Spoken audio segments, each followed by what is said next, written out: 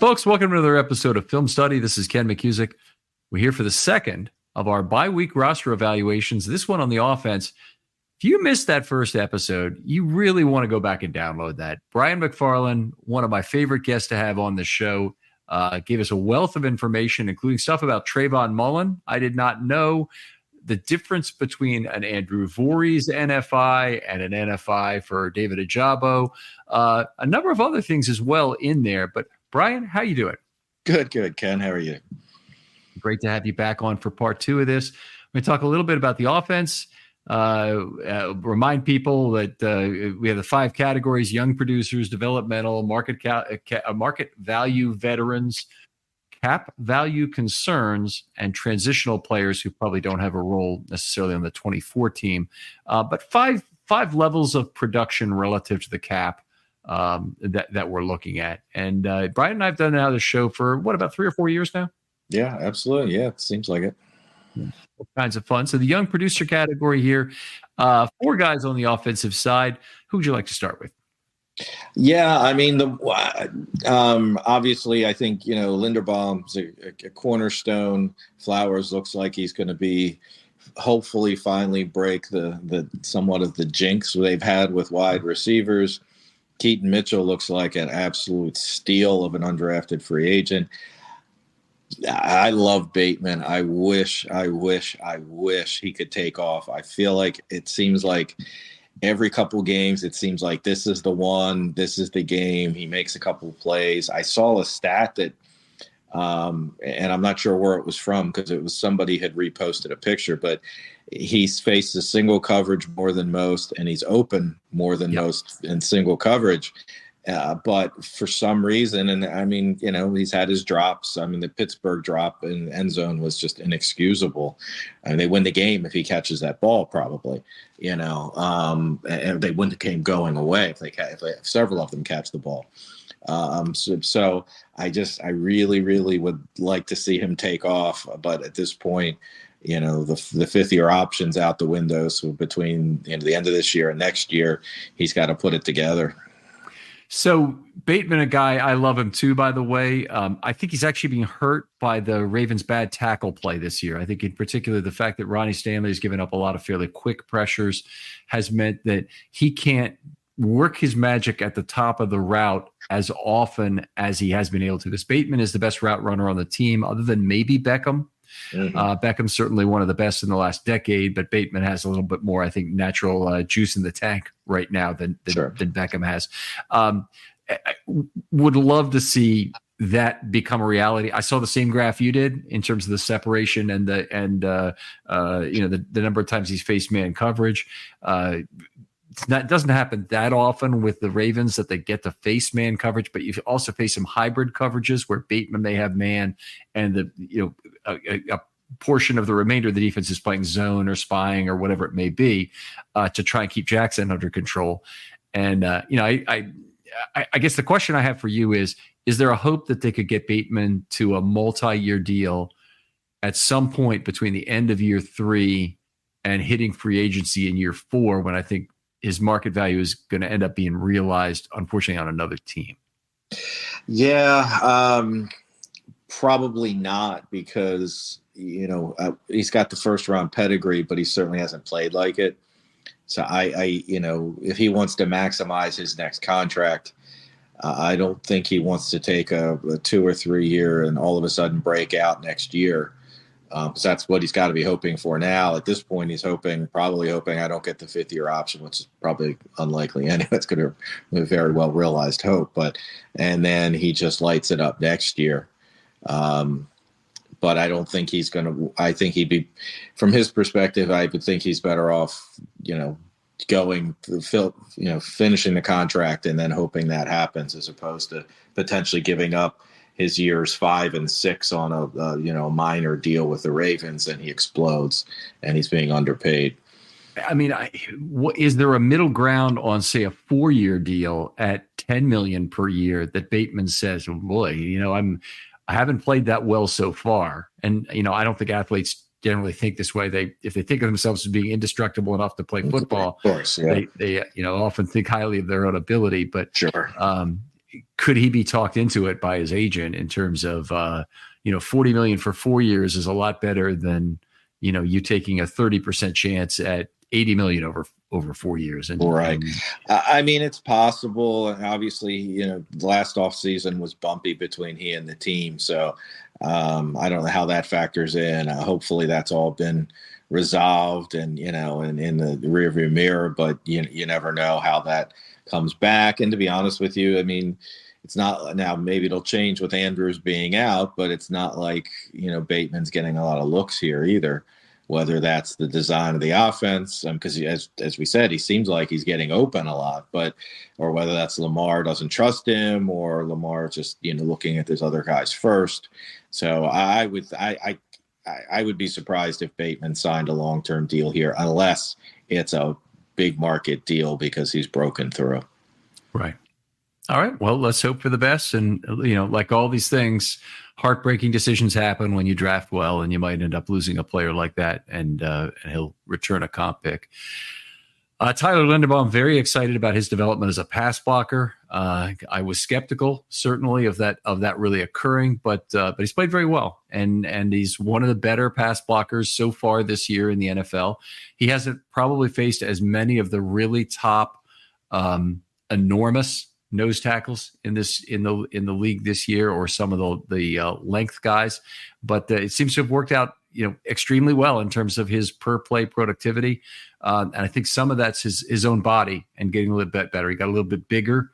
He may have given something else up as a run blocker, but it doesn't matter. The trade he made was outstanding. It's kind of like the Ravens' overall defensive trade to give up a few more yards against the run, but take away a ton of yards against the pass. Right. Keaton Mitchell, 29 NFL snaps, and we're already touting him as the golden child. Amazing. Yeah. All right, let's move on to the developmental category, because that's one where we always want to spend a lot of time. And I'll lay out the players here. Actually, why don't we just do it this way? Why don't you pick a player you want to talk about among the developmental guys, and I'll just kind of respond, and we'll go back and forth until we hit all 10. Yeah, I mean, I guess the two young offensive linemen, Voorhees, obviously with his essentially redshirt year this year, obviously they thought enough of him to, trade back into the draft and snag him and give him this opportunity to recover and work with the professionals to get him, lined up. So on the positive end, there's that. Likely, obviously, has got some talent, raw, but whether that amounts to anything, we'll see. And then there's probably on the list, the two, disappointments, I guess, in Ben Cleveland and Filele at this point. I'm not sure. I'm not sure Filele. I mean, I've kind of given up on Cleveland, to be honest with you. And, I'm not sure Filele is going to develop into what they were hoping at this point. I mean, I think that's a fair analysis. By the way, 6 of the 10 players in the developmental group are offensive linemen. So the Ravens do have a big battle coming up at potentially both guard spots next year, because I think there's a good chance they'll lose Kevin Zeitler to free agency. We'll have to, talk about that in terms of what it might cost to keep him. But Zeitler's looking like, with every additional week, at least the way I'm scoring it, he's working his way out of Baltimore in terms of a contract. But Saleh, I kind of feel like we were hoodwinked between him and Simpson, who's another guy on the developmental list, that he was going to be the starter. And so they had this faux competition that began with the OTAs, with Harbaugh basically anointing Saleh as a potential competitor for the role. And then he was able to say, early in camp, well, and we're going to flip it next week, and John Simpson's going to get his chance. But I think it was a case, potentially of Simpson coming from the Raiders, having, if anybody was in a position to have an excuse, or one excuse, one excuse, you just deal with it. Probably had 300 excuses for why he hadn't performed well so far. Some of them legitimate and some of them not, but basically he's got to take responsibility for his own play. He would be a guy who would need a motivational game like that. Yeah. I mean, and obviously, I mean, we all thought it was really a Saleh Ben Cleveland battle. I mean, Simpson was kind of an afterthought until at some point Harbaugh said, don't forget about this John Simpson guy.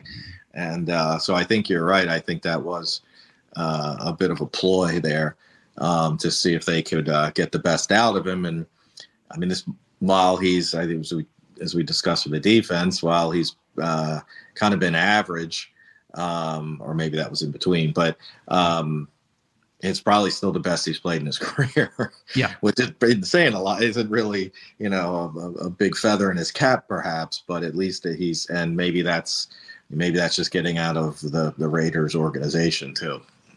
Yeah, he's definitely done some things better. I mean, I called it maybe a C- season. Maybe that's a little low. Maybe it's been solidly in the C range for the season. But he's had some good games. The problem is he's still getting penalized a lot, and that was the thing that I thought the Ravens could coach out of him. There's a whole bunch of other technique issues the guy has in terms of losing his balance a lot that may or may not have been something that the Ravens could really take out of him. His just body type is very not gourd-like, which you normally see in really good guards. They tend to be pears and not apples. He's much more of a Michael Orr shaped. He's really shaped like a tackle in terms of being a lean top to bottom kind of guy, and it's not the ideal body composition at guard. Right. With Jan Ben Cleveland, but I guess he's part of the guard competition, or maybe the tackle problem solution next year, which is probably the biggest thing we need to talk about in this entire offensive evaluation is barrier costs to moving on from Ronnie Stanley and, having a 2-year need to replace potentially both tackles. Yeah, for sure. I still go back, and obviously it's all falling apart, but when you're sitting there with Stanley and Brown Jr., on your bookends, it looked so sweet at that moment. And then everything changes with Stanley getting hurt and Brown moving over, and Brown playing well enough to go out and tout himself as a left tackle and want left tackle money. And it seems it wasn't that long ago either, but it seems like it was ancient. Given what they've gone through, with both positions, really. I mean, Moses at least been mostly healthy, but it definitely, and honestly, it's not, unfortunately, for a long time they've needed that swing tackle. I mean, I guess Makari fits that role, but that legitimate offensive tackle who can go both sides, and then obviously, having an heir apparent that they haven't been able to, so far at least, haven't been able to draft. Right. Yeah, they've never had the next Jonathan Ogden, who is going to start at guard for 1 year and then is the obvious next tackle. And they've, the other thing they really have never been able to find, and I guess you could point to somewhere like Orlando Brown as being a 3rd-round guy who kind of fit that mold of being, maybe he could be your left tackle. Orlando Brown's been a big disappointment for other teams at left tackle since he left Baltimore. Not so much in Kansas City. He was okay there. He's been pretty darn terrible for the Bengals in his year there. So I think the Ravens are lucky they didn't kind of try and sign him long term at that point. It would have been a stretch anyway, given the money it would have taken. But if they could have signed him for just right tackle money, it would have been fantastic, because he did have the ability to move over to left if you needed him, and be at least serviceable enough. And obviously in this offense, it's a little different. And certainly the past years under Roman, you could get away with a lesser tackle because of Lamar's. When they're running Lamar as much as they were, and obviously Brown's forte is blocking, run blocking, so that was more helpful. But certainly now that they've opened it up, I think that could have been, even at left tackle, as we're seeing in Cincinnati, he certainly could struggle in that situation. And so Moses, who honestly he's way exceeded my expectations and been a very cheap solution at right tackle, if you want to call. I mean, I don't think he's not even really making standard right tackle money right now. He's just not close to. Yeah. By the way, since we're on the topic, let's just hit on it right now. Is he a sure thing for 24 at this point from your perspective? I would think so, out of default. I mean, especially as we'll get into, because you may be moving on, you may have to move on from Stanley. So I would think so, assuming he still wants to play, but he seems to be, for the times he's interviewed, he seems to be enjoying himself. And obviously he has not played on good teams in the past between the Jets, bad Jets teams and bad Washington teams. So, I certainly think, he's enjoying himself and he's playing well. So, I would think he'd be here. I don't see anything in his play to say he shouldn't be here. Right. And that's the way I look at it too, is he's just way exceeded his ability in terms of mobility, which is something I really didn't expect. But also as a pass blocker, he's been very solid. And that's something I think the Ravens hoped they were getting when they signed him.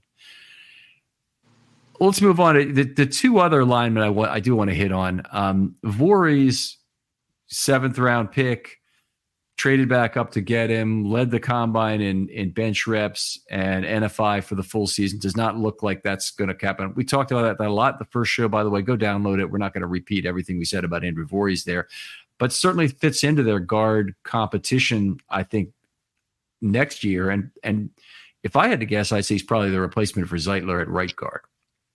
Yeah, I mean, I think if he obviously, if he comes back healthy and he's had this year to a full year to rehab and, get up to speed and be in meetings and, obviously things like that. So, get the sense of the offense. Obviously it depends if Monken's here again. There was a big article about that he'll probably be a candidate for head coaching jobs as well. That kind of surprised me a little because while I think the Ravens offense is better, it's not like it's, 10 times better, 15 times better, like maybe we were hoping perhaps, and that might be an exaggeration, obviously. Monken has been considered for head coaching jobs? Yeah, Lock-In Fora put an article out in the Post that consider the source. I know. I didn't really want to go there, but I'm really not even saying consider the source here. I mean, just think for a moment about what are the principal components of what you want in a head coach.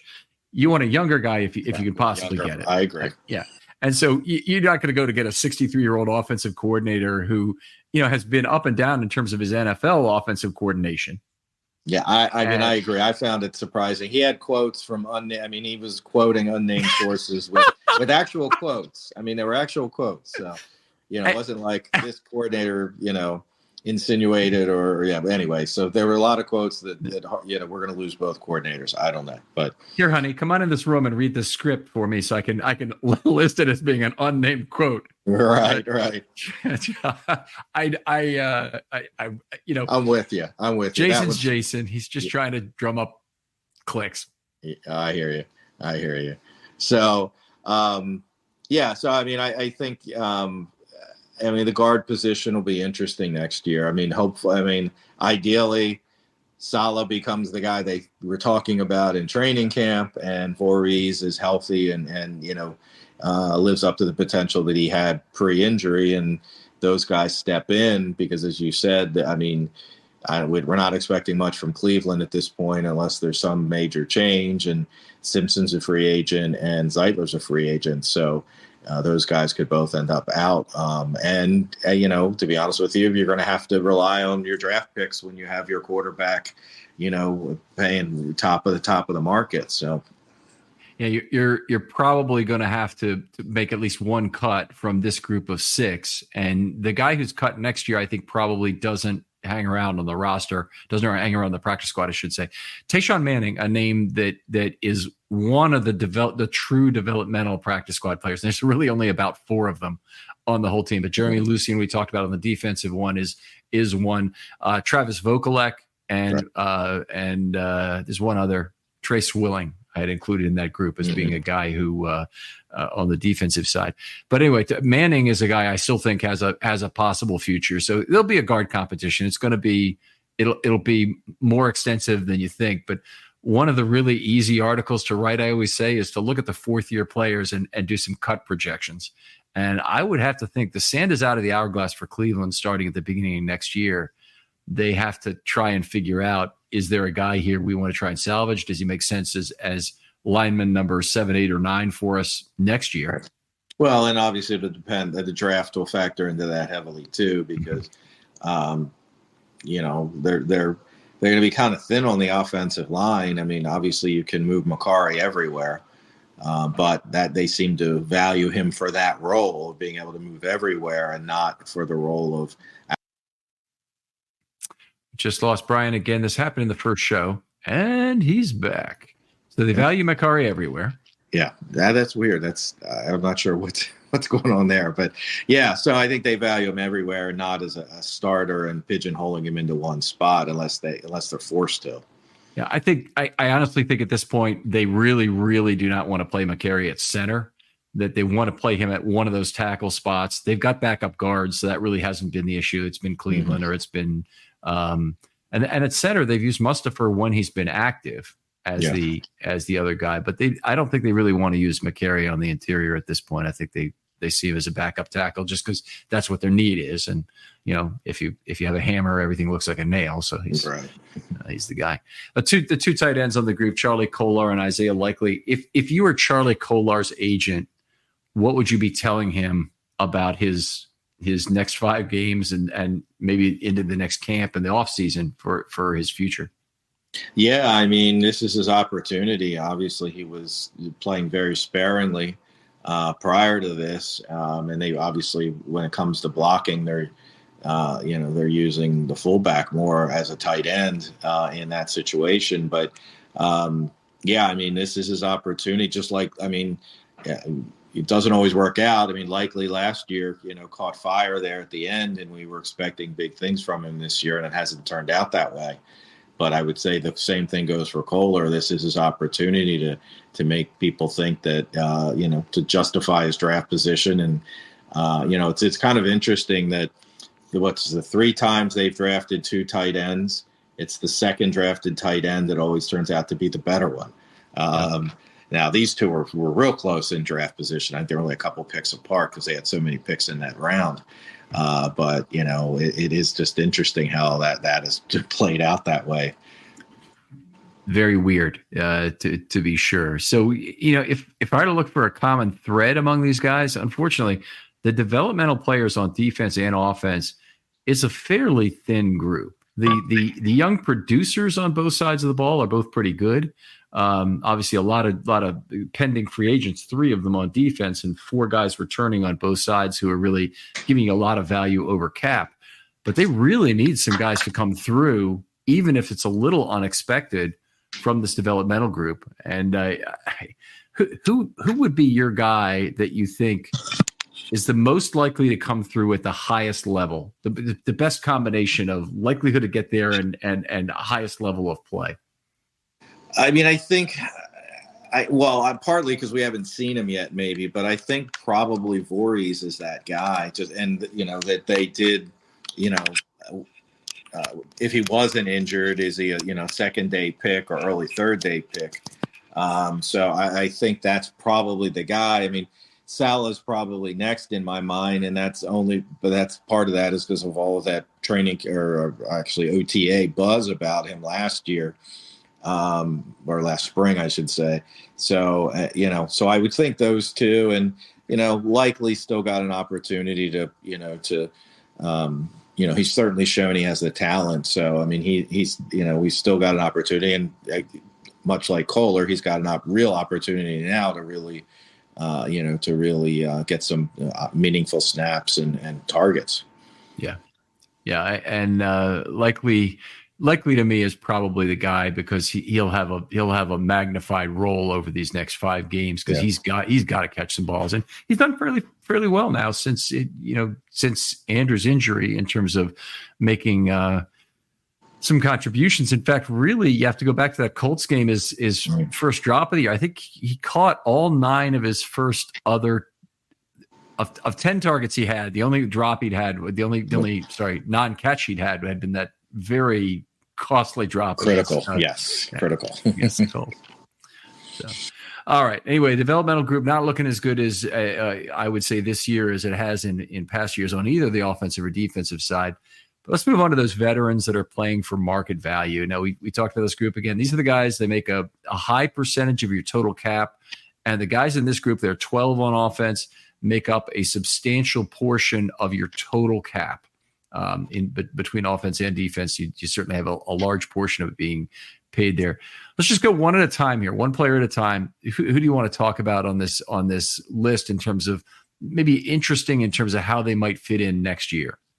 Yeah, I mean, I think all the guys that are under contract for next year, I don't see any change there. That they're not going to be back. So I think the three most interesting ones to me, well, maybe four, but Aguilar, I think has played really well when given the chance. I think he's an ideal veteran to have in that third or fourth, wide receiver spot.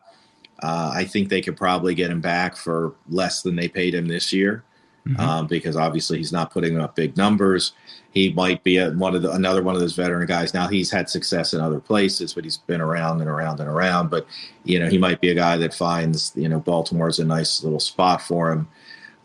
Gus Edwards, I assume, is going to leave. It's obviously the last 2 years for him have not been great. And it just doesn't seem like he fits in anymore in some way. If that's the right way to say it. Zeitler, we could both kind of mention, or you mentioned earlier, obviously a free agent. I really thought they would re-sign him to an extension this past offseason. They did the void years with him, but I really thought they'd get, work on an extension. I don't know what it means that they didn't, whether that's money, whether he's thinking about retirement, or he just wanted to keep his options open. So a player that age, my immediate reaction, I have a comment that I use fairly frequently, is you really don't want to get stuck with the old maid contract at that late. And oftentimes it's an old maid contract with a good player. Yanda, Mason, Reed were guys who continually were signing 2-year deals that were only really good for 1 year. Mm-hmm. And so you're kind of paying a premium for that player to keep him around for 2. And it's not a team option. It's really as a player option on that second year. And right. A lot of them were either considering retirement legitimately or threatening retirement. In right. Reed and Mason's case, it really seemed like more than even than Yanda's. Yanda, I think, was pretty upfront about, this is a 2-year deal, but it's only for 1 year. Mm-hmm. Kind of thing. Do you have to have some sort of additional fear with Zeitler? I mean, I personally, I was very happy that he made it through this year. I didn't think it was a sure thing that he would not retire prior to this year. Mm-hmm. Yeah, and I think that's probably, I think there's some of that in the idea that they didn't give him a contract because if he retired, then they're going to, there's going to be dead money. So why not just play it out? Although they added void years, so it's going to create dead money anyway. But that was, as I've constantly said, that they had to. I'm not a big void year guy, but at all. And they did what they had to do because Lamar was going to count 30-some million on the cap under the tag. So they had to do what they had to do. I don't think they'll continue to do that going forward. Now, the Ravens have been very good to us as season ticket holders over the years at playing without void money in general. But how much of the void money that the Ravens accumulated was Lamar, and how much of it was necessities coming out of the lower COVID cap years to bridge themselves into a smoother place that hopefully is not as roller coastery in terms of cap? Yeah, I think for most teams, that's when the pandemic, became necessity for a lot of teams. Now, the Ravens didn't use them in 20 and 21 or 22. They only used them this year. So, a little bit of that is, we're still, the scuffling from getting out from under the, what was it? $30 million drop in the cap. The cap right now at 224 should probably be 240 something. Right. It should probably be 15 to 20 more than it is. So, so that's part of it. But I think at that time they had a very tight cap, and the only way to get some, to put the roster together with the idea that Lamar might be, they might be stuck with Lamar on the tag number, was to use void years. It'll be interesting to see if they, what they do in the future. Okay, so I'm with you on most of that, but the other part is they had a number of contracts that they've had to restructure. Now, restructuring is normal, but it effectively is another way to push money into next year, kick the can Yes. down the road, and they've done a lot of that with between Stanley and Humphrey. They did a lot of that over these years. And I know the void years were an extra prophylactic they needed this year for the potential of having to keep Lamar on the tag. That situation differed from Joe Flacco's contract, where they didn't have the money to keep him on the tag. They had to work out a deal or lose him. Well, he was on. Did Uh-uh. did they tag it? They were going to tag him. Were they? They were going to tag him, but they signed him right before the tag period. I mean, they would have found a way. Let's put it that way. They weren't going to let him walk. They would have found a way, even if it hurt, by cutting a guy like Mason or whoever it might have been. Mason was gone by then. I'm sorry. But I'm pretty sure he signed right before the tag window. Okay. And they don't have to be under the cap. The tag windows, starts the 20th of February, give or take, and the league year doesn't start till March 14th, 15th, 16th. So they would have had almost a month to, figure out how to. Now that might have put him out of free agency that year, by keeping Flacco on the tag. But yeah, it was a tight cap. But they were like I said, there was no way they weren't going to. They weren't going to put the repeat of the Trent Dilfer. Not that they're the same quarterback or anything. Yeah. They weren't going to go into the season without their Super Bowl quarterback again. Okay, very good. You mentioned Gus Edwards. Is there any chance Gus comes back? I mean, he's not getting a big running back contract from the Baltimore Ravens. That just I don't see that happening at all. Is there any way, because he's a stylistic fit here? I think he's had a really good year running the football this year, by the way, for what it's worth, even though his yards per carry is way down. Still forcing some missed tackles, scoring a bunch of touchdowns. A lot of it is, his short yardage runs are of the Don McCauley variety, I'll call it. Remember Don McCauley when I remember Don McCauley had 10 touchdowns and 60 carries. Yeah. So he's not having a dissimilar year to that right now, and I would love for them to find a way to keep him. But do you get a sense of whether Edwards would be into a 2-year, $5 million deal, or that's just his agent will never let him sign something? No, I mean, I agree. I don't think there's going to be a big market for him. I mean, obviously the running back market's depressed to start with. He's a guy that's, hasn't, I guess his rookie year when Lamar took over as quarterback was his most sustained starter period. Otherwise, he's been pretty much in a shared situation. He's getting older. So he hasn't, obviously he's got I guess you could say he's proven he's healthy this year, but it doesn't seem like he's got the same burst yet either. So does a year difference a year make a difference? One more year make a difference? I don't know. I mean, I'm, you said 2 years, $5 million. You say? Yeah, I mean, I think that's not AAV. 2 years, $5 million total. Yeah, total. Yeah, I know. I think that's the top of the market for him, to be honest with you. We look at, this is unfair to say, but sometimes it seems like running backs are a dime a dozen, and you can plug, if you can block, you can plug somebody in who may not get you 6 yards a carry, but they'll get you 4.5. So I would be surprised if he got that kind of deal. It would make sense for them to get younger at the position. Mitchell is a great move in that direction. Don't get me wrong, but it would make sense if they got younger at the position. And if they re-signed Edwards to that kind of a deal, and heaven forbid is the wrong term to use here, but Hill is already signed for next year, so he'll be around for something. I assume I guess second year of a 2-year deal, they might cut him. They could. I mean,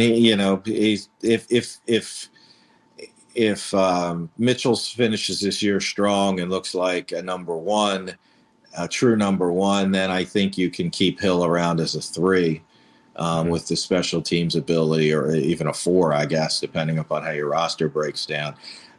So you get to this. I mean, the main thing you get to is it a potentially a question between, if you're going to bring a veteran back, is it Edwards or Dobbins? Right. And I'm what not would Dobbins be your number? 2 years, $5 million either. Oh, no way. What would you? First of all, I don't think if you're Dobbins, you'd want that. Dobbins is considers himself in that elite group, and unfortunately, he needs a prove it year worse than any running backs ever needed a prove it year. Yeah. So I mean, if they bring one of them back, I don't see them bringing them both back. So if they bring one back, it's just a question of which one. How would you structure a deal for Dobbins if he's the guy you want to come back, or structure it at the level where you're ambivalent maybe between him and Edwards? What would be your number on Dobbins, or how would you structure the contract? Yeah, I mean, I think his deal would have to have incentives in it. It would have to have per game roster bonuses. So it would almost be a minimum deal, 1 year minimum deal, which would next year for a 4-year vet would be just like 1.1 million. Mm-hmm. And then you'd probably put in, I'm just going to go 900,000. That would get into 2 million in per game roster bonuses. So if he plays every game, he gets 2, and then you would have incentive. I mean, incentives would be easy because it's got basically, there's no stats for this year. So anything would be not likely to be earned. Anything you put in there. So obviously you put another 500,000 for 500 yards from scrimmage or rushing yards probably, and then something based on touchdowns and the like. So he maybe if he if he is the true comes out to be the true number one, he could get 4 million, something like that, which would but by the same token he's only counting a little over 1 million initially, or 2 if he plays every game. So so I think that's probably kind of structure that would make sense. I mean, that sounds like it makes all kinds of sense to me. So you have him at a top of about 2.5 in that, and you're willing to give Gus 2.5 effectively. Well, probably not guaranteed. You're probably going to pay him $2.25 million or something in the second year of that deal. So he gets $2.75 million between signing bonus and his first year salary in the first year of a 5. Yeah, that makes sense. Yeah. Okay. I love that in terms of a way. You're very creative with compensation things like this. I always like hearing that your ideas on this. The other guy that a lot of people have been talking about among this veteran playing for market value group is Patrick Ricard as being not a completely sure guy to get his money. With his use in the offense this year, do you think he's in any jeopardy at all? Before the season, I would have said this is his last year. But the way they've been using him, I think he's become an integral part. He's not getting as many. He probably misses the Greg Roman offense because he's not getting as many targets. But he's getting. I haven't looked at the numbers, but I assume his snaps are up from last year. They're down. They're down. So, yeah, they're down pretty substantially. I mean, he's a much bigger part of the Roman point of attack offense, but he's been playing that's true. About 25 to 30 snaps per game this year. I'll look it up while we continue to talk here. But yeah, he's down. It's actually surprising because they've been so effective running the football, and it's not all with Ricard on the field, but you want to have Ricard when you're closing out a game. Oh, absolutely. Yeah. And he's been really good at that. Now, maybe they can find, like they tried with Ben Mason was going to be the heir apparent. So, that didn't work out. So, maybe they try that again. That may hopefully not through the draft, but hit up one of the top fullbacks in undrafted free agency and try to bring somebody in. But I don't know. I feel like personally, I feel like his impact has been, even though the snaps are down, has been greater this year for some reason, and I don't know why. I feel like, I guess because he's the blocking tight end to an extent. Yeah. So just to put numbers around it, in 2022 played 747 snaps, and this is one of the heaviest fullback, tight end, OL6 teams of all time. And this year he's down to 313 snaps, and we're obviously well past the halfway point in the season. Right. But he's not near the same pace. He's going to probably end up with about maybe 60% as many snaps when all is said and done. Well, I always say there's always a surprise cut that you didn't see coming. Maybe we can see that one coming, but I still think he's probably around next year. Yeah, I think he's their first choice, and I think he's very much of a safe choice. It would just suck to be a college football fullback ever, but right now in particular, because NFL teams don't really value what you do at fullback if you're the typical 235-pound fullback that exists all over college football. They want to convert a defensive lineman or an offensive lineman now, or a center, into being their fullback. For sure. It's a weird trend. And Ricard could be a guy I could see them doing, an extension to lower his cap number a little and add a year or two, because he's not going to come. He's not going to, 2 years ago, when he was a free agent, there was talk from that source we were talking about earlier that he was going to make tight end money at $8 to $10 million. That didn't happen either. So I don't think there's going to be a huge market for him. I think that's, there's obviously not that many teams use the type of player he is to start with. So I could see that being a good resolution for everybody. Tack on a couple extra years, lower his cap number a little, and make it more palatable.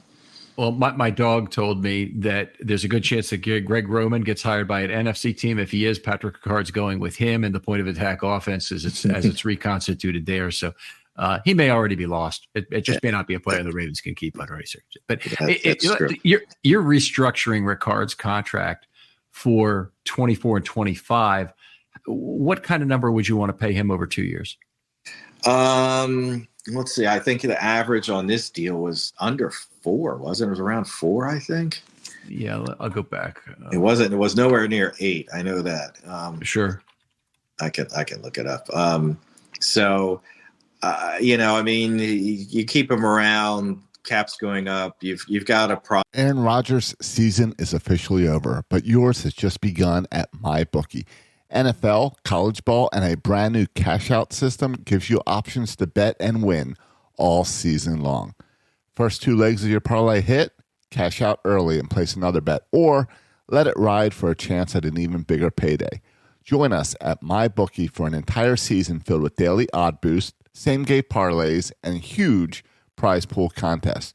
Right now, MyBookie has a no-strings-attached cash bonus that lets you deposit and withdraw quick. Use the promo code RAVENS on your first deposit of $50 or more, and you can receive up to $200 in cash instantly credited to your MyBookie account. That's promo code RAVENS to claim your cash bonus now. You can bet anything, anytime, anywhere, only with MyBookie. Probably improve upon that, or at least keep it even, but so, it wouldn't surprise me, say you're tacking 2 on. He's supposed to make 4 next year. His average was 3.75, so it's just under 4. 4.5 a year. So okay, you are a generous man. I was going to say, if you're going to, first of all, you're going to make it a 2-year deal. It's ages 31 and 32. I would probably try and get him for 2 years, $5 million also. And to me, I don't think there's a reason why, from my perspective, that he makes a lot more than Gus Edwards does. But he plays a similar number of snaps. Mm-hmm. He's not the ball carrier, but he is a critically important part as a blocker. I think if you don't, he plays a buggy whip of a position. And when I say that means, it's there's fewer and fewer uses of buggy whips in the world today. Sure. And fullbacks, obviously, there's very, very few uses of them. I have to think that you'd either try and give him an offer that was fairly low, even though he's a Pro Bowler perennially at the position, or you'd go and you'd find another solution at that position. And whether that's, an undrafted defensive lineman or whatever it might be, but somebody who you think has the prospects or traits you like to be a fullback. No, I agree with that. My numbers were based on he's not going to sign an extension for less unless he goes on the market, and like he did last time, he goes on the market and there's not the need there, and so he does come back for $2.5 million a year, which is less than what he's making now, but the market has proven that that's all he's going to get. So I think if you're doing unfortunately, and that's part of the calculus is if we do an extension, we probably have to give him a little bit of a bump. How much is that worth it? Or we'll just either cut him. We've done that a few times and with actually fullbacks. The last Super Bowl fullback, Vontae Leach. Yes, they cut him. right after the Super Bowl, I think it was, and then they re-signed him again in June. They've done that with a few players over the years. So I think that's if 4 million, in cash next year is too much, and he won't take a pay cut, then maybe that's part of the threat of you get a couple extra years because we're going to cut you, so let's work out a deal. But if they don't, it's going to be the market that's going to dictate what that number is, and if it's less, then he's got to, he's going to have to be forced to see it, maybe. Yeah. Okay. Well, very good. It's always good to talk through those kind of things. I put all the special teams guys in this category. Jordan Stout's obviously on his first deal. I think he probably is providing some surplus value relative to his cost right now. Nick Moore is also in this group, and he's on the NFI list. Do you have a strong sense of whether it'll be Moore or Ott next year that they turn to as the long-term guy? Well, when they redid Moore's deal, when he went on NFI, when he got hurt, I guess. He was the deal. I think he was supposed to be this year and next year. They tacked another year on. And they gave him a little bit of a bonus. So kind of money for his redshirt year. He's not making a salary, but they gave him $400,000, in a signing bonus. And then they tacked an extra year on to spread that bonus out. But it wasn't a void year. It was an actual year. So that leads me to believe that they're expecting Moore to come back and be the guy. Now, that was all done, of course, in August and September. Now that they've had Ott, and maybe they feel Ott might be a cheaper alternative. I don't think they guaranteed any in that deal for Moore. So I don't think there's any, there's still 550 in bonus prorations if he's cut, which isn't huge, but you'd rather not have that. So, next year his cap number next year would be 1.455. Ott could be probably had for cheaper than that, but 200,000-300,000, is it going to make that? Is it that much? I don't know that that's a big difference. Who's better is the bottom line. Right. And I agree with the who's better part. There's a really interesting thing about these guys because Ott's been in the league forever. He's a 9th-year veteran, playing this year for the Ravens. Moore has been in the league for only 3 years. Yet the difference in their ages, 1 year, almost to the day. Actually, Moore turns 31 in 3 more days. Wow. In the league for 3 years. It's the life of a specialist. You bounce around and practice squad to practice squad and the like. I'm trying to remember. I think he spent a whole year on the Ravens practice squad before he got thinking. There's a lot of talk about, do they really need to protect him? Right. But those protections don't hold up for the entire week anyway. So it wasn't like it was going to be a permanent thing. Right. Yeah. Anyway, interesting guys there. Who else do we want to talk about on this group? We talked about Zeitler. We talked about Aguilar. Tyler Huntley. Yes. He was that fourth guy I was saying, because obviously they need a backup quarterback.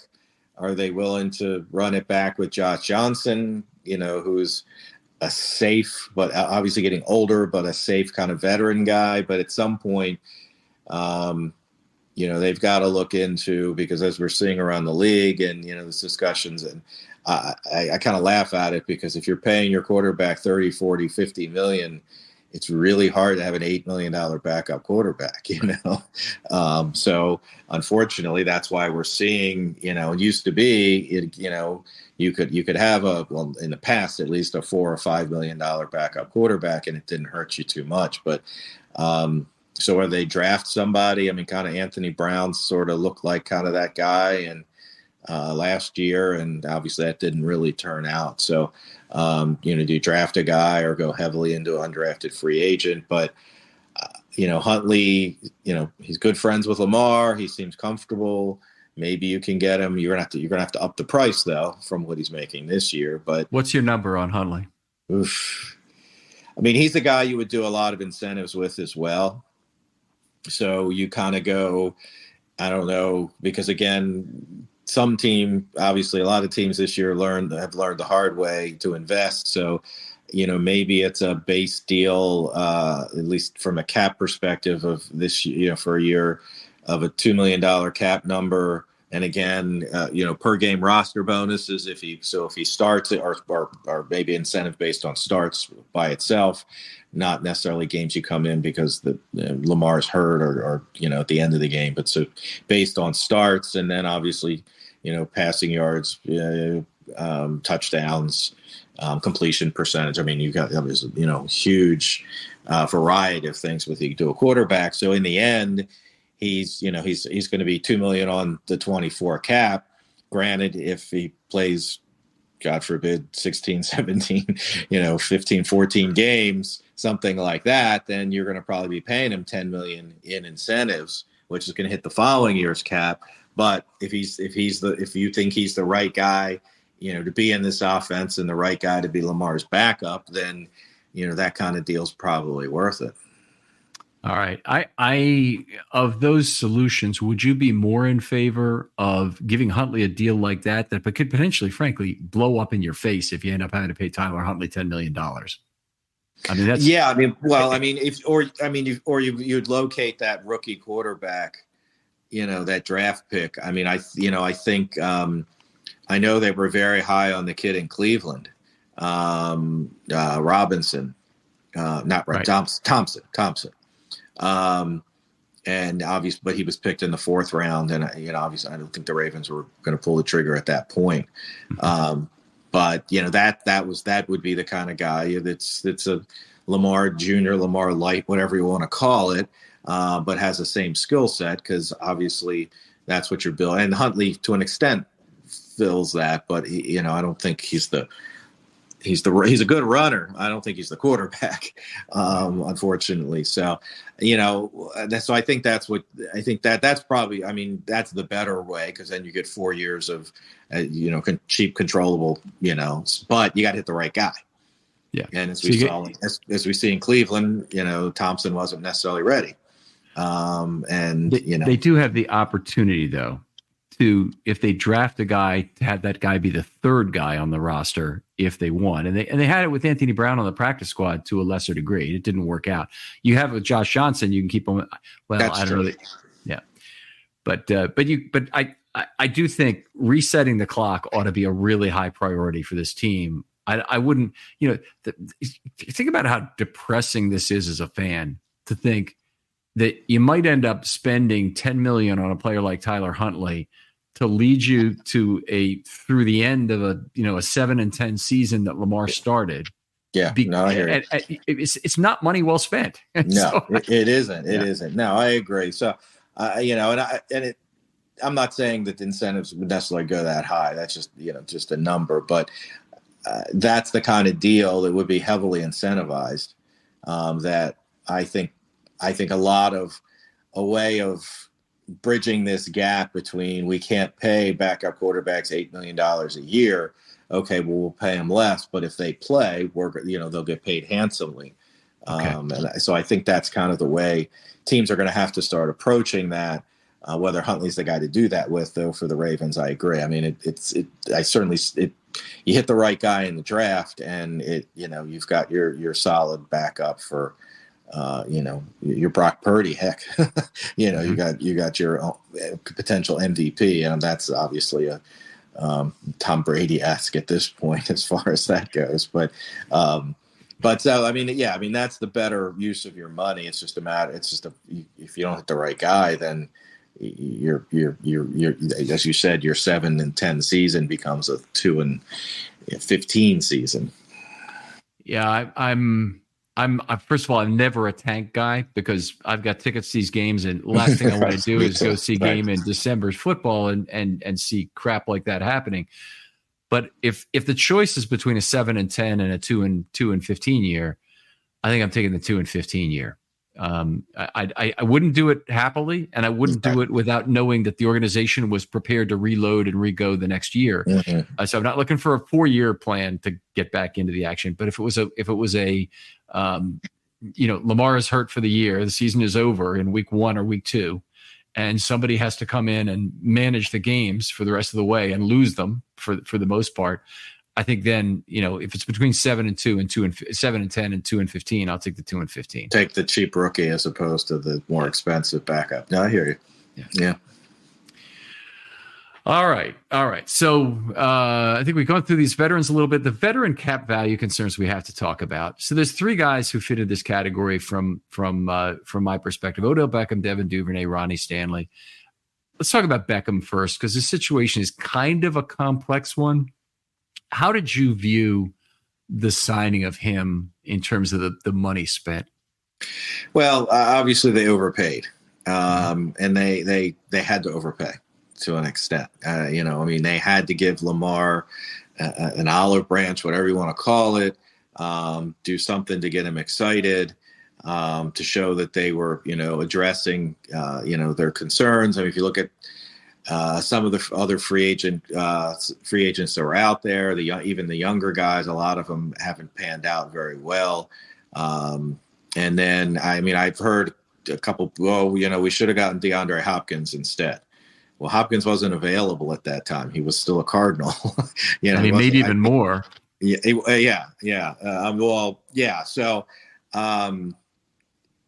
they had to do it. It's a contract that is if you get the Super Bowl, it's not going to hurt, it's not going to hurt as much. You get that trophy, but if he's not here next year and there's still $11 million plus on the cap for under his column, and all of them. I mean, if it's Zeitler's not here, Edwards isn't here, Pierce isn't here, Stone isn't here, and Beckham, I think it's 6 or might be a 7th. It's close to $20 million in dead money from those void years. Can you talk a little bit? There's people who've suggested on Twitter that if they extend players, that they don't have to realize the void years in the same way. So how would that work? So yeah, it does work differently. So let's see what's the best. So I'm just going to use numbers as opposed, because just the round numbers will work easier.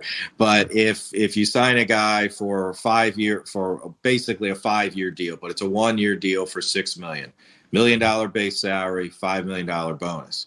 If there's no void years, it counts $6 million on the cap in that year.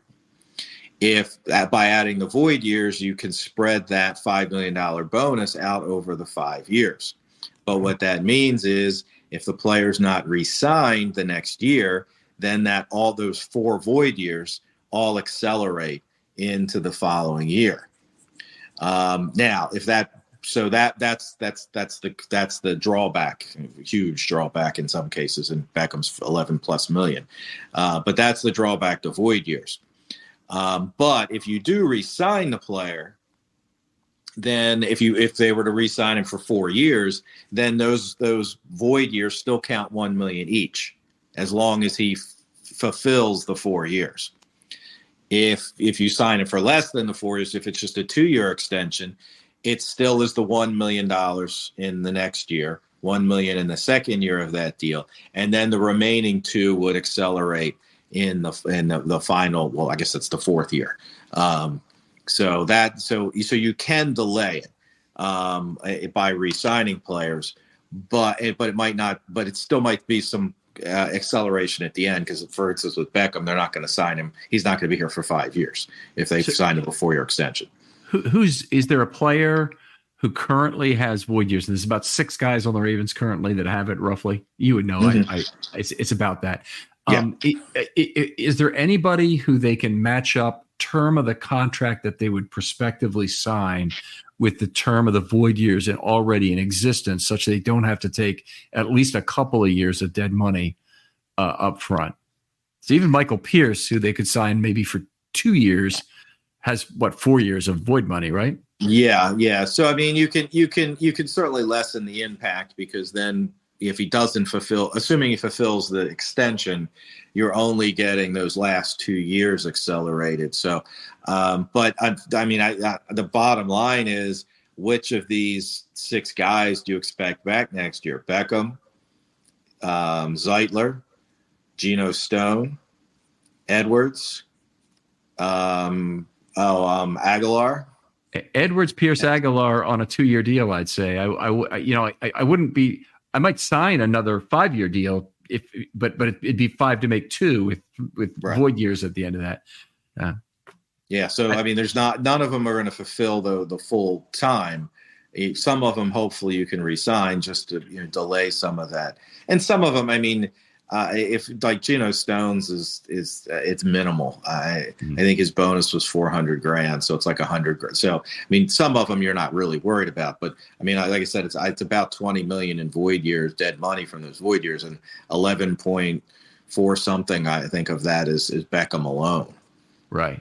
And have other teams found themselves in a kind of void year heroin situation where they have players on void years? It makes them make bad business decisions to bring those players back and add additional void money on the next deal. That's what I'd be really concerned about here. I mean, I don't like ever going down the void year path, but the combination of Jackson and the pandemic exigencies that existed, as they rolled up towards this contract, kind of made it what it was. But have we seen other teams fall into that sort of a trap where they have void years on a player and then they re-sign him and do even more void? Yeah, I mean, it's happened certainly, and I mean, the Eagles have done it a couple times themselves, and even though obviously they've been a good organization, I think I think certainly at least the media up there has said at times that that they made it worse by trying to make it better, quote unquote. So. And then the Saints, same thing with the Saints, because they were probably one of the first team, well, certainly the first team to use wholesale void years, and that was going back, to Drew Brees. I mean, it's been 5 years or so since they were doing those things with Brees, even before he retired. So, yeah, I mean, it's kind of the same thing with restructures of contracts. The more you restructure contracts, the more you add into the next years, and the next year you have the same problem, and you got to create cap space, so you restructure. Good thing, I mean, the Ravens basically used the void years as their restructures this year. There's only Andrews is the only of the big veterans was the only guy they restructured this year. They didn't restructure Humphrey? They did. I don't think they did Humphrey this year. Yeah, I got to look. Maybe I know they didn't do Stanley. No, they definitely didn't do Stanley, which was wise because maybe they did Humphrey as well. They did Humphrey as well. Yeah, they did Humphrey as well. So they did Humphrey and Andrews, but they stayed away. There were others that they could have done, including Lamar actually, but they didn't. Now I'm pretty certain Lamar will be a restructure next year. Yeah. Along with trying to remember somebody else.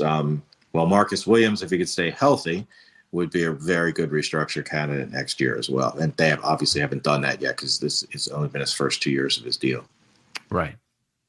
All right. Devin Duvernay, any chance he's back in Baltimore next year? I would think he's a guy that would look for a fresh start. I mean, obviously with kickoffs becoming, the dinosaurs that you're not bringing it out now that you can fair catch inside the 25. Or that might only be a 1-year rule, but my guess is they're going to bring it back. Sometimes they do those 1-year rules, but if it isn't a 1-year rule, it's probably going to stay. So yeah, I mean, I think he's greener pastures, if you want to call it that. And obviously it depends on what they do with wide receiver. But if Bateman's back and Flowers is back, and if they were to re-sign Aguilar, then Duvernay's going to look for a spot where he could potentially be a 3, and he's not. Obviously, it's not happening here. So, yeah.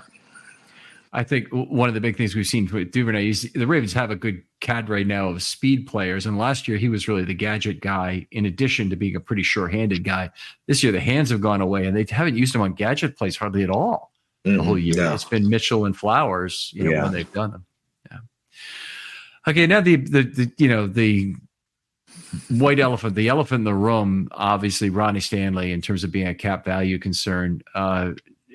I could never have guessed the drop-off would be this steep. He's graded about a full grade level lower than McCary as I score it, and about 2 grade levels lower than Moses this year at tackle. Devin devastating as a fan. One of my favorite players in terms of stylistically how he fits with Lamar. The Ravens did not, you mentioned this already. They did not restructure his deal. Was part of that a strategic thing because they were unsure about the possibility of him retiring, say, at the end of this year, or them wanting to move on at the end of the year? I mean, it could be. I think they kind of go hand in hand. We have to see how he plays this year. I mean, he already for 24 and 25, the last 2 years of his deal, his cap number is $26 million. If they restructured, 24 would have been close to $30 million. They already done it twice. So I think, and now if he was playing at an all-pro level, they'd probably be talking, instead of restructuring, they'd be talking about extending him. Obviously, we're nowhere near that. So yeah, I mean, I think I agree with you. I mean, I think, that season, his Pro Bowl season, he was amazing. And it's just a shame that, the injuries have just so piled up.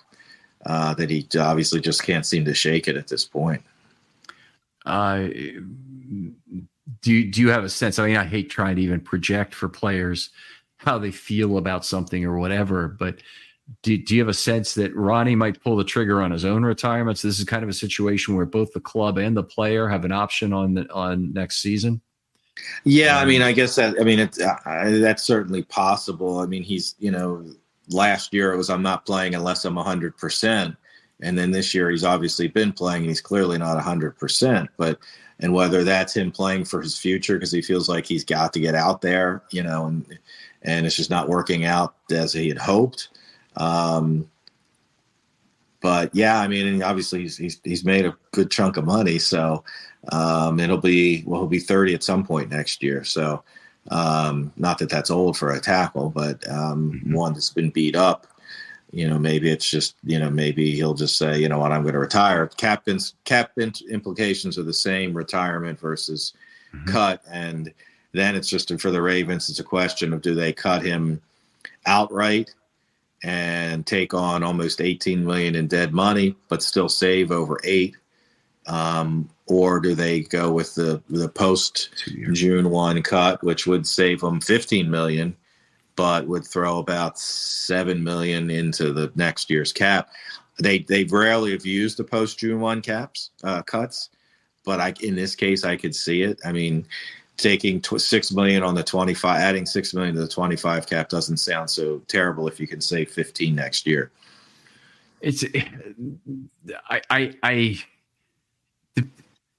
You better in terms of those total dollars are kind of fungible, but a $24 is worth a little bit more than a $25 because of its relativity to the total cap. So I buy into that.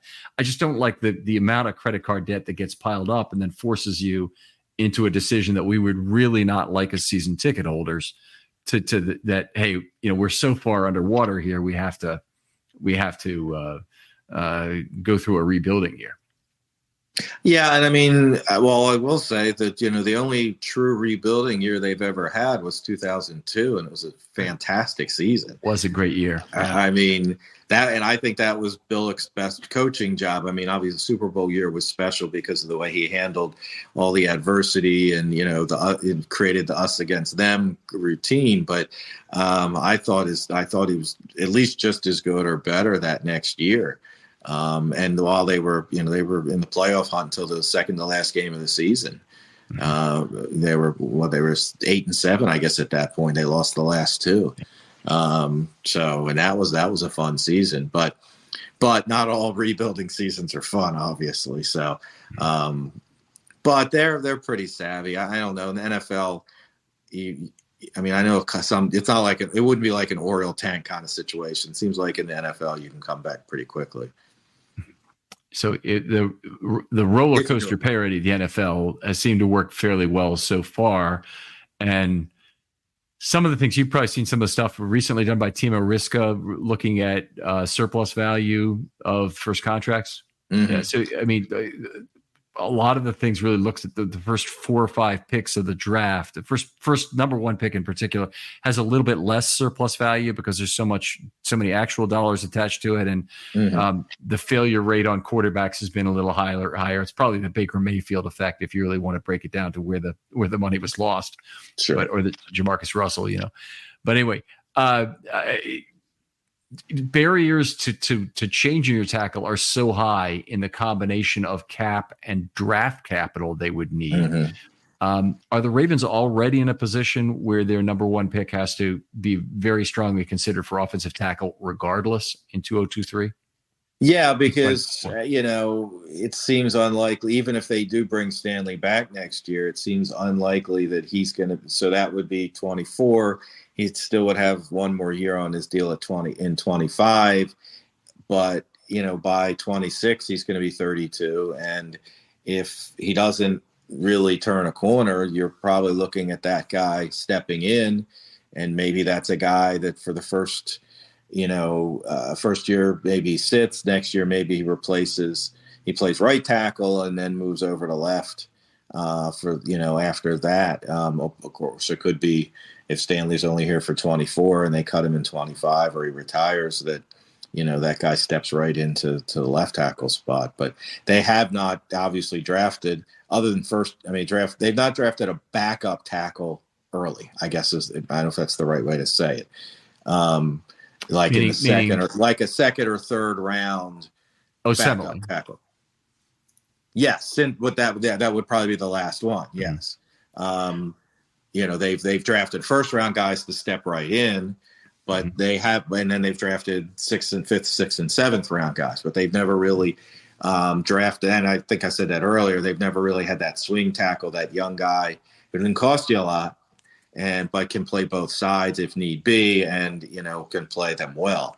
That I know that's Macari now, but I'm talking about no offense to Patrick Macari, but a guy who's going to be a legitimate left tackle for 10 years. Well, yeah, I mean they lost out on Staley in 2007. That was an enormous hit. Just drove me bananas on draft night, or draft day, watching that happen, because the 49ers jumped right up in front of them for the pick. But they got Jared Gaither really cheap, in the supplemental draft. So that really held him. And then Gaither lost his freaking mind. Oh, I know. Again for a second time, and threw his whole career away.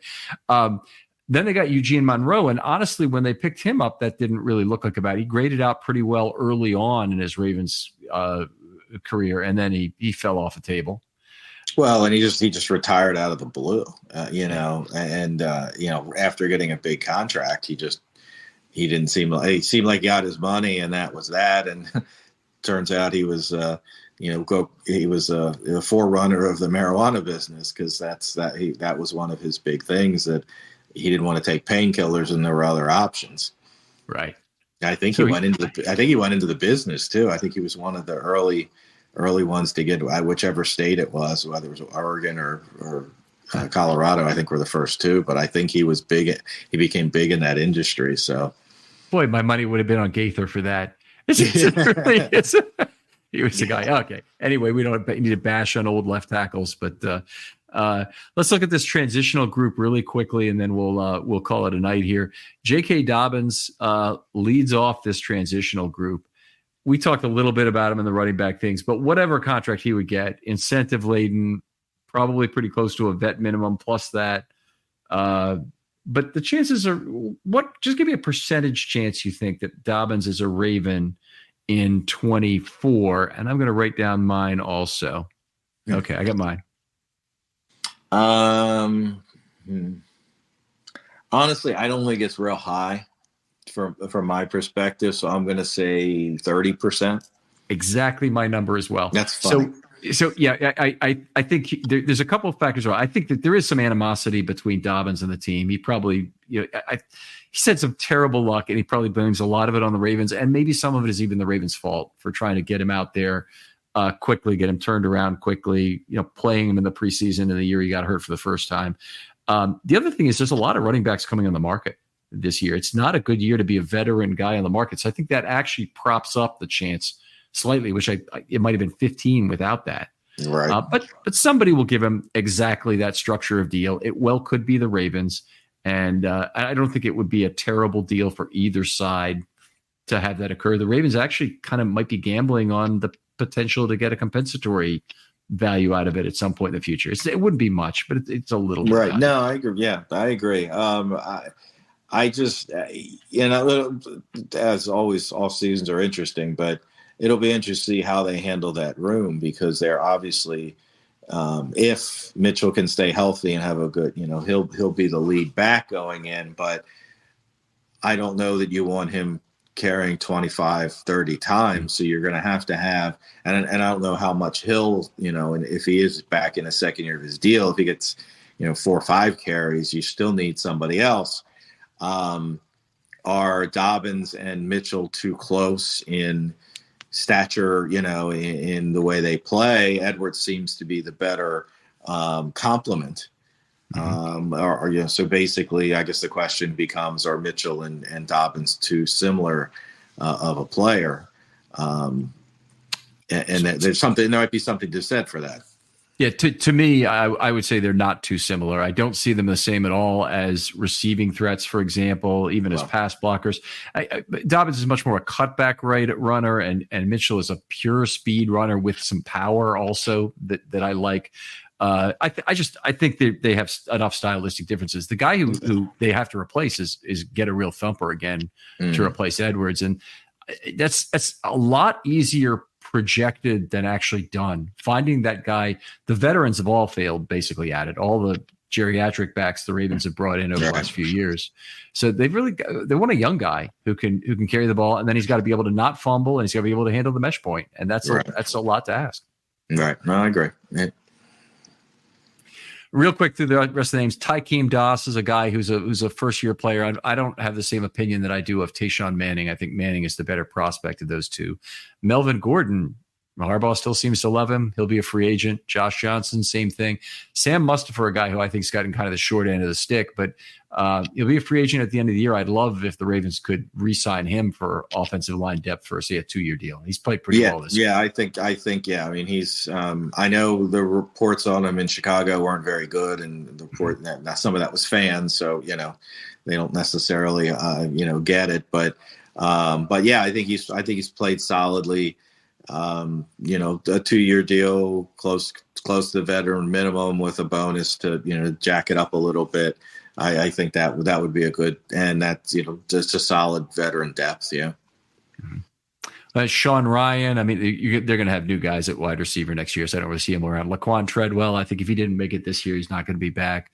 Tyler Ott, he'll either be here or he won't, and we talked about that earlier. Tylan Wallace will be in his 4th year.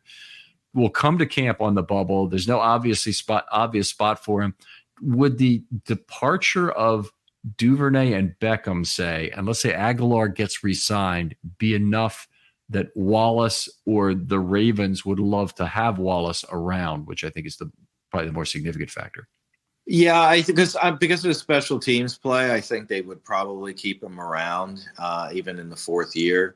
But it also, it depends on, what are their acquisitions, as you said, if they have, their top 3 guys back.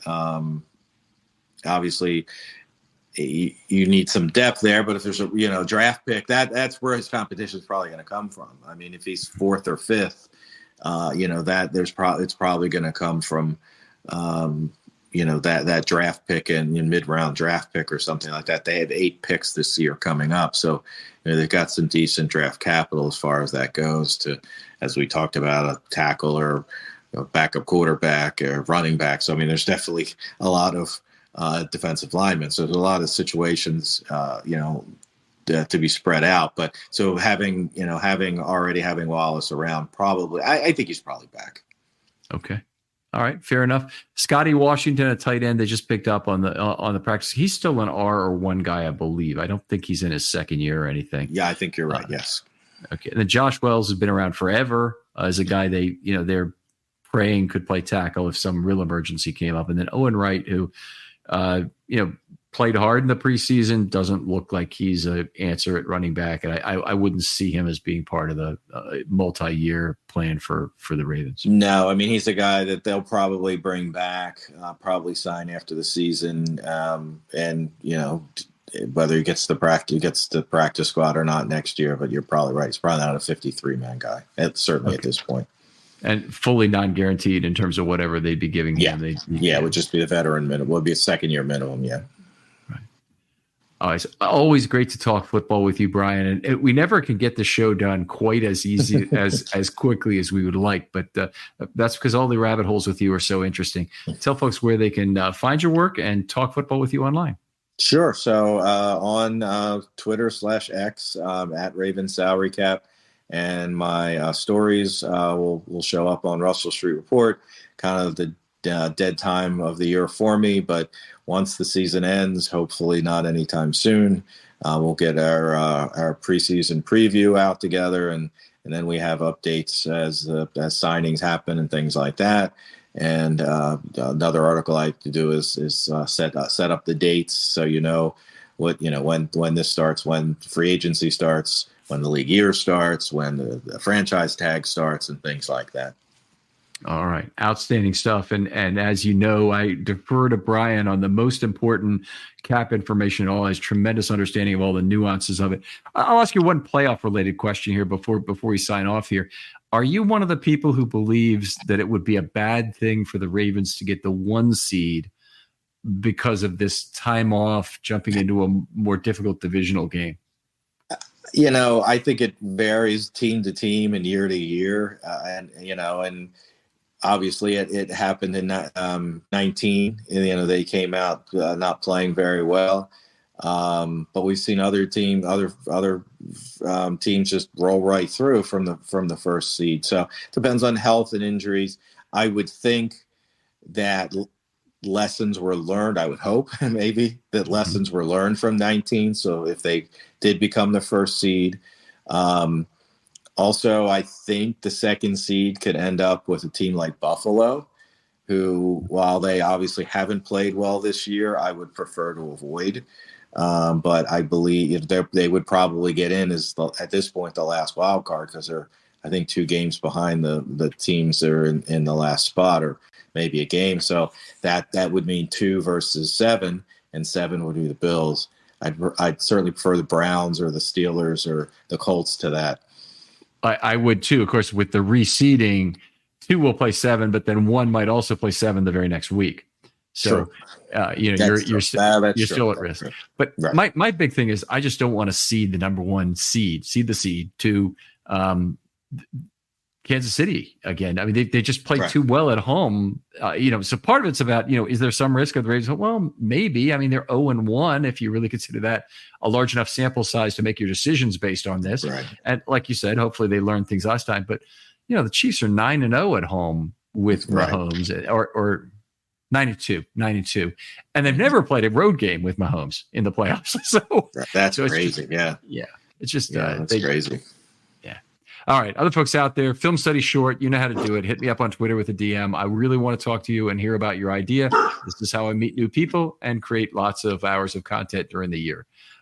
Brian, thanks again, as always, for coming on. Absolutely. Anytime, Ken. Always enjoyable. And we'll talk to you next time. All right. Sounds good.